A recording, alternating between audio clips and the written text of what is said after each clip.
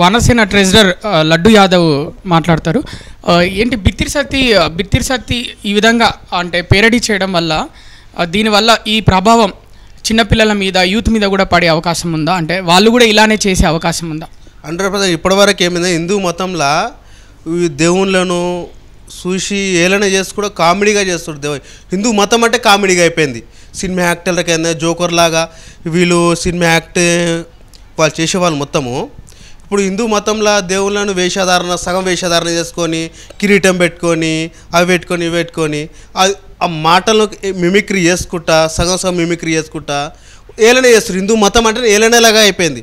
వేరే మతం వాళ్ళ దగ్గరికి పోతే వాళ్ళు కుట్రా కానీ నార్మల్గా ఏదైనా ఇంటూ ఇచ్చినట్టు జర 2 మాటలు మాట్లాడమని ఊకుట్రా వేరే మతపోలు. నేను హిందువునే అంటాడు. మళ్ళీ హిందువు అయితే మళ్ళీ నువ్వెందుకు చేస్తావు? హిందూ మతం అంటే కించపరిచేది నీ అంతా నువ్వు కించపరచవను హిందూ మతం అయితే తప్పు కదా. అయితే ఇంకోటి ఏమంటారు, నిన్న మాట్లాడితే నువ్వు పద్యం వస్తుందా నీకు, నేను పద్యం ఇస్తాను నువ్వు పద్యం చెప్పగలుగుతావు అంటే నువ్వు అన్ని జ్ఞానం ఉన్నావు, నువ్వు ఎట్లా చేస్తే ఎట్లరా బిత్తిరి సత్తి, నువ్వు ఇట్లా చేస్తే ఎట్లా అంటే నీకు పద్యాలు వస్తాయి అన్నీ వస్తాయి అన్నీ చేస్తా నాకు అన్నీ వస్తాయి నేను అన్నీ చెప్తా అంటావా? అంత కించన చేస్తావా నువ్వు హిందూ మతాన్ని? ఏంటంటే జోకరిజం లెక్క చేస్తారు హిందూ మతాన్ని. ఏంటంటే నవ్వుపియనికే చేయనికే భక్తి లేకుండా పోతుంది. అంటే మా హిందూ మతంలో ఒక అవతారంగా స్వయంగా అవతారాన్ని చూడలే దేవుళ్ళది.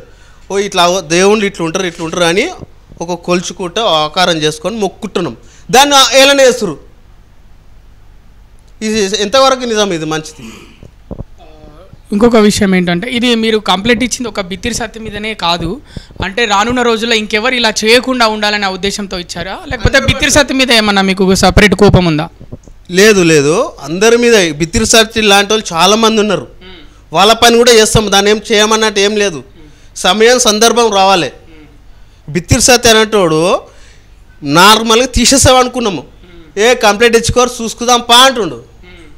అంటే హిందువులు అన్నట్టు ఏమన్నా అదే అనుకుంటుందా? దీన్ని ఏ విధంగా ముందుకు తీసుకెళ్దాం అనుకుంటున్నా? సరే వాడు ఏడ దొరుకుతాడు, వాడు దెబ్బలు తింటాడు, వాడు తప్పనిసరి వాడి మీద చర్యలు తప్పనిసరి. చట్టాలు సరిగా చేయకుంటే మేము తప్పనిసరి చర్య తీస్తాం మనం.